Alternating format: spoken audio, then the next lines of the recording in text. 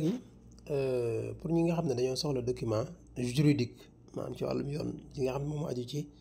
entreprise bi di MLC voilà Cheikh Moutada léegi ak ñi mel ne yow ñi nga xam ne soxla nañ loolu bu ngeen ñëwee fii ci kaw 3 points yi bu ngeen ñëwee am na fu ñu bind document voilà bu ngeen ñëwee document da ngeen wàcc gis ngeen da ngay dem ba sës fi ñu def document di projet maanaam document yi ci projet bi d'accord léegi fii ñu ngi la bindal sur cette page vous pouvez consulter les documents juridiques du projet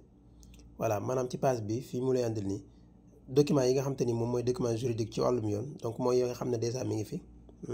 même beneen document bu ñu jotaat boo xam te ni tey am nañ ko à l'avenir aussi te mu aju ci wàllu boobu fii lañ boo duggee fi di nga ko fekk fii bi ci njëkk mooy contrat d'investissement bi par exemple kii bii mooy document bi nga xam ne heure bu duggee bu ko ba ngay gis ne boo ko signé wul doo mën a commencer investir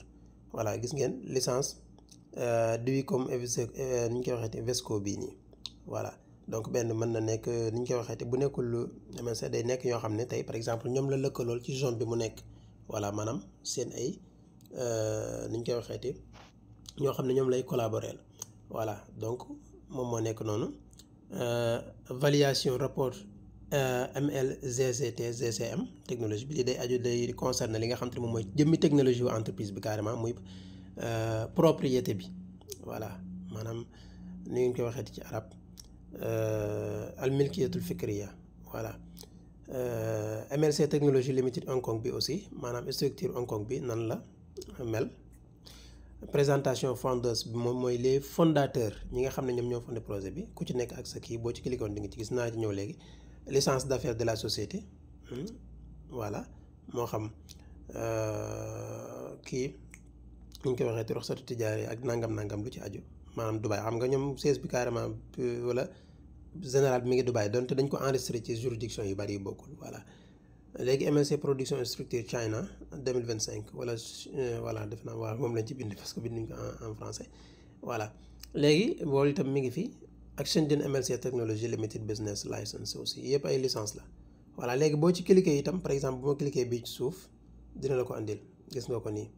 voilà donc parce que itam réew bu nekk seen kii seen langue lañ koy bind loolu moom xam ngeen ko voilà boo cliquer bii itam la même chose gis nga bii mooy structure bi voilà donc structure li nga xam te ne moom mooy production bi foofee ca Chine voilà licence d'affaires de la société aussi bi itam ñu def aux Émirats arabes unis fii itam boo demee normalement da nga ci gis arabe parce que réew ma itam noonu la gis nga ko mooy ruxsa tijaariya bi business license bi voilà donc fii itam mi ngi fi voilà gis ngeen ko nii boo xoolee baax mën nga lire bu baax a baax di nga gis manager bi kan la Ivan Saltanov moom mooy CEO bu MLC voilà donc yooyu yëpp détails yi ngeen ci soxla mi ngi fi ay raqamul kii beeg yëpp mi ngi fi voilà raqamu ruxsa bi voilà ni ñu koy waxee présentation fondeuse bi aussi mi ngi nii donc lii dama la koy wax rek après mën nga dugg xoolal sa bopp gis nga mooy CEO bi Ivan Saltanov ci def naa la 25 sax war nañu am webinaire voilà 25 septembre donc xaw ma kañ nga war a seetaan vidéo bi yow mi seetaan mais le 25 septembre tey maa ngi koy def le 20 septembre voilà 2025 voilà gis ngeen comme ni ngeen ko gisee nii Ivan Saltanov donc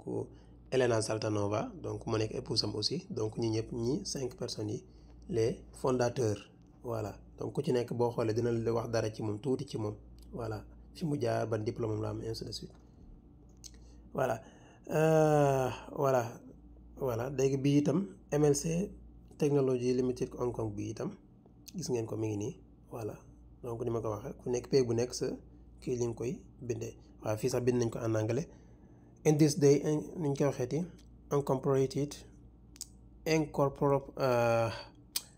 incorporated in Hong Kong under the company's ordinance chapter gis nga dañ lay jox numéro bi 622 book of the laws of Hong Kong and that this company is a limited company voilà donc yooyu yëpp dañ la koy jox la li nga xam te ne moom mooy register of companies bi dañ ko def Hong Kong Special Administrative Region voilà yii yëpp dañ ko ci def numéro yeeg yëpp dañ ko def signature bi voilà mais ni ma ko waxee lii nag c'est normal li ñu koy waxeeti réew bu nekk aussi da ngay bind ci sa kii bi nga boo xoolee mooy MNC Technologie Limited bi voilà léegi nag jëruñu ci xuus beneen bi itam voilà bu ci toppaat valuation du report voilà bii itam gis ngeen ko ni voilà gis nga moom xaw na gudd tuuti donc yooyu yëpp di ngeen ko ci mën a am voilà yi xeetu enquête la yoo xam ne dañ leen koy defal rapport la daal wala li ñu koy waxee rapport voilà en français voilà licence DICOM xaw ma nu ñu koy tuddee di sax beneen kii bi comme ni ñu ko bindee fii seen kii bi nu mu tudd DICOM FESCO voilà xam nga nu ma ko mën a liire noonu voilà moom it seen kii bi mi ngi nii voilà donc yooyu yëpp bu ngeen soxla mi ngi fi voilà contrat d'investissement bi itam bii mooy bi nga xam ne moom ñu ko signé dañ koy bind ci Russie parce que ni ma ko waxee c'est normal ak anglais voilà anglais bi moom parce que pour ñëpp mën a comprendre voilà donc ci gàttal document du projet loolu ci soxla lii dama ko doon defal benn kii rek bi dina leen defal benn vidéo bu gàtt pour ngeen xool ko wala ku ci bëgg kii boo déggee mën nga ñëw xool ko sa bopp télécharger document yi aussi sa bopp voilà léegi noonu itam noonu ngay amee possibilité ñëw fi nga xam te ne moom mooy lu aji ci projet bi muy su bëggee ñëwee fii service d'assistance mën ngeen ñëw à propos de l'entreprise à propos du produit et des investissements programme de partenariat instruction vidéo fii boo duggee ay vidéo ngay gis yoo xam te ni explicatif la dana yóbbu moo xool fii ñu ne la information sur l'entreprise sa mission lu ko tax a jóg ses objectifs ak ay bëgg-bëgg li nga xam te ne moom la bëgg a réaliser et sa valeur pour la société donc fii ñu ngi wax ne qu'est-ce que le projet MLC da la koy tontul fondateur du projet voilà mission et objectif voilà orientation du projet le marché sur lequel le projet fonctionne ban marché la nekk yëpp boo ci cliquer dina la andil gis nga dina la ko wax le projet fonctionne sur le marché de medtech muy médecine et la technologie à noter que cette direction est l'une des plus dynamiques voilà donc jox la ci benn statistique boo xam ne am na déjà de 2017 à 2022 marché bi dem na nangam a été multiplié par plus de 6 voilà 6 fois donc jox la ci tamit ay voilà donc yii yëpp ay questions yoo xam ne déjà répondre nañ ci comment choisir donc un produit à mettre sur le marché donc loolu étude du marché lay dem voilà lan mooy back office bi muy li ñuy utiliser nii pour kii ci voilà mais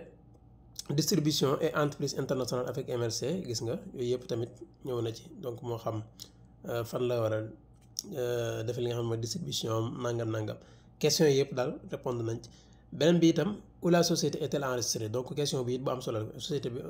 carrément fan lañ ko enregistré lii waxoon naa leen dañ ko enregistré ci ay juridiction yi bokkul gisoo moo tax boo liiree le projet fonctionne pour le résultat et a créé un groupe de sociétés donc des diverses juridictions afin de pouvoir donc mener à bien ses activités internationales. En particulier, il s'agit des juridictions de Sainte-Lucie, Inde, Grande-Bretagne et des Émirats arabes unis. Voilà, muy Dubaï. Donc, si nécessaire, bu mënta ñàkk sax même donc le nombre d'entreprises et de juridictions augmentera progressivement maanaam fi ne mën nañ dem ba enregistrer ko ci yeneen i pays yeneen donc loolu ay stratégie la yoo xam te ne aussi entreprise bi daf koy teg maanaam doo am sax benn kii mais mën nañ ko enregistrer aussi ci ay dëkk yu baree donc ni ki noonu itam bu ngeen ñëwee fii à propos du produit mën ngeen am toutes les informations yi nga xam ne soxla ngeen ko voilà donc fii yëpp lu aju ci produit bi la donc question yu intéressante yoo xam ne mën ngeen ko fekk revenu du projet donc lépp def nañ ci jàngal yi ñu ci war a def tegal leen ko fii donc nit ki nag moom mooy am copte wala moom mooy am fullaak fayda mooy li may wax rek nit ki nga xam ne yow yaay gëstu da lay ñor nga gëstu fekk ko fi wala nga toog fi di xoole voilà mais ku bëgg a ñëw ngeen xam moom li nga soxla yëpp mi ngi fi donc revenu du projet à propos des investissements comment participer au projet donc yooyu yëpp mi ngi fi voilà donc question yooyu yu am solo la donc programme de partenariat bi aussi lépp li ci soxla mi ngi fii document yeeg voilà lim la mën a apporter ainsi de suite instruction vidéo fii nag moom ay vidéo explicative moo fi nekk yoo xam te ne déjà dafa nga boo ci cliquer da lay yóbbu gis nga yëpp ay vidéo la comment s'inscrire au projet comment trouver le lien de partenariat yëpp dañ ko am na en français am na en anglais ça dépend day dépendre ci yow ban langue nga def sa back office ainsi de suite voilà naka ngay defee vérification bi recharger mon compte ainsi de suite voilà yooyu yëpp ci gàttal mi ngi fi voilà kon loolu laa leen naa leen ci defal vidéo yónnee leen ko ngeen xool ndànk-ndànk incha allah baal leen ma ci baat bi dama xaw a soj tuuti voilà